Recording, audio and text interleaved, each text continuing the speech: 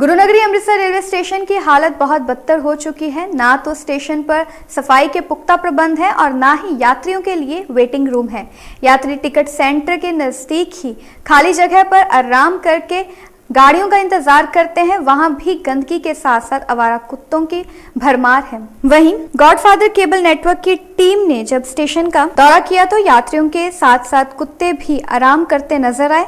इस मौके पर यात्रियों का कहना है कि इन कुत्तों को स्टेशन से बाहर निकाला जाए, क्योंकि ये कुत्ते यात्रियों का खाने पीने वाला सामान लेकर भाग जाते हैं तथा हर वक्त इनके काटने का खतरा बना रहता है। आवारा कुत्तों का तो बहुत खौफ है। इतने कल आवारा कुत्ते ही नहीं, कई बार इतने मैं वेख्या वा ਗਾਵਾਂ ਮੱਝਾਂ ਵੀ ਤੁਰੀਆਂ ਫਿਰਦੀਆਂ ਵਾ ਰੇਲਵੇ ਪਲੇਟਫਾਰਮ ਦੇ ਉੱਤੇ। ਇਹ ਤਾਂ ਬਹੁਤ ਮਾੜੀ ਗੱਲ ਆ, ਬਹੁਤ ਮਾੜਾ ਅਸਰ ਪੈਂਦਾ ਜਿਹੜੇ ਬਾਹਰ ਤੋਂ ਯਾਤਰੂ ਆਉਂਦੇ ਨੇ, ਕਿਉਂਕਿ ਅੰਮ੍ਰਿਤਸਰ ਦੀ ਪਵਿੱਤਰ ਧਰਤੀ ਦੇ ਉੱਤੇ ਸੱਚਖੰਡ ਸ੍ਰੀ ਹਰਿਮੰਦਰ ਸਾਹਿਬ ਲੋਕ ਦਰਸ਼ਨ ਕਰਨ ਵਾਸਤੇ ਆਉਂਦੇ ਨੇ ਤੇ ਉਹ ਟ੍ਰੇਨ 'ਚ ਉਤਰਦੇ ਆ ਜਦੋਂ ਇਸ ਤਰ੍ਹਾਂ ਦਾ ਡੈਮੋ ਮਿਲਦਾ ਵਾ ਤੇ ਉਹ ਫਿਰ ਉਹਨਾਂ ਦੇ ਮਨ ਦੇ ਉੱਤੇ ਕੋਈ ਬਹੁਤ ਵਧੀਆ ਤਸਵੀਰ ਨਹੀਂ ਬਣਦੀ ਹੈ ਸ਼ਹਿਰ ਦੀ।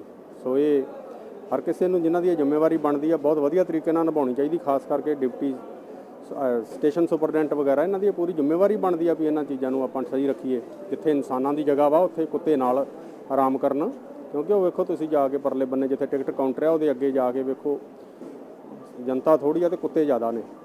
सो इस करके ये गल बहुत माड़ी आ ते प्रशासन को इस गल ने ध्यान देना चाहिए वा। हाँ जी बाबा जी, असीं इत्थे आए 2-4 दिन हो गया, इत्थे कुत्ते नाल सुत्ते हुंदे जी।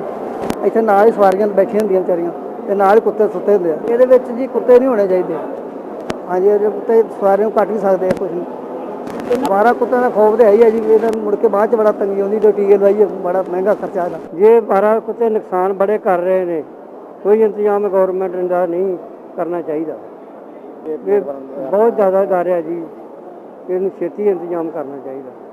अभी इन्हें अभी इन्होंने इंतजाम किया जाए, सरकार प्रबंध जिस तरह आगे कर रही हूँ उस तरह किया जाए। इस तरह की कोई शिकायत मेरे को हाले तक पैसेंजर्स की तो नहीं आई हैगी। जे इस तरह की कोई शिकायत हुई ਜਾਂ ਜਿੱਦਾਂ ਤੁਸੀਂ ਕਹਿ ਰਹੇ ਹੋ, ਇਸ ਫਿਰ ਆਪਾਂ GRP RPO ਨੂੰ ਈਮੋ ਦੇ ਕੇ ਇਹਨਾਂ ਨੂੰ ਸਾਰਿਆਂ ਨੂੰ ਬਾਹਰ ਕਢਾ ਕੇ ਹਸਪੀਟਲ ਪਹੁੰਚਾਇਆ ਜਾਏਗਾ। ਬਿਲਕੁਲ ਕੀਤਾ ਜਾਏਗਾ।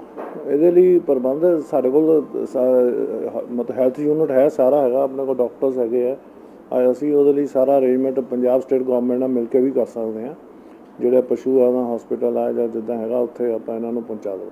ਇਸ ਤਰ੍ਹਾਂ ਦੀ ਕੋਈ ਵੀ ਪਬਲਿਕ ਕੰਪਲੇਂਟ ਸਾਡੇ ਕੋਲ ਰਜਿਸਟਰ ਨਹੀਂ ਹੋਈ ਹੈਗੀ। ਜੇ ਇਸ ਤਰ੍ਹਾਂ ਦੀ ਕੋਈ ਪਬਲਿਕ ਕੰਪਲੇਂਟ ਰਜਿਸਟਰ ਹੋਏਗੀ ਤਾਂ ਉਹ 'ਤੇ ਪੂਰਾ ਐਕਸ਼ਨ ਲਿਆ ਜਾਏਗਾ। GRP RPF ਨੂੰ ਉਹਦੇ ਲਈ ਜਵਾਬ ਦੇ ਕੀਤਾ ਗਿਆ ਹੈ ਅਤੇ ਉਹ ਜਵਾਬ ਦੇਣਗੇ ਇਸ ਮਾਮਲੇ 'ਚ।